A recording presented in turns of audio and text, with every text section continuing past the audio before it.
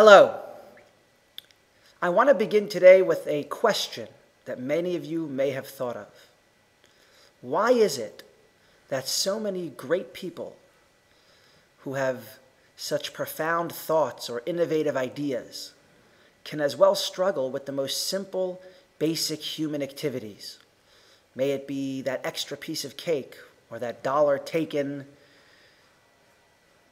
not morally, or whatever it may be.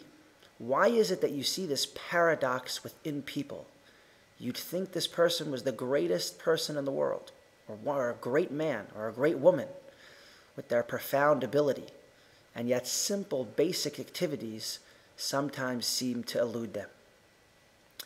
And Hasidic teaching explains this in terms of chronological order.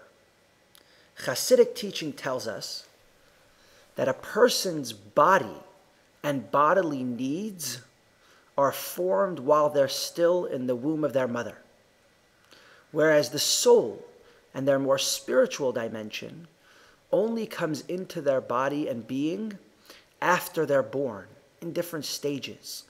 And so therefore, our bodies or our physical needs have what would be called home field advantage.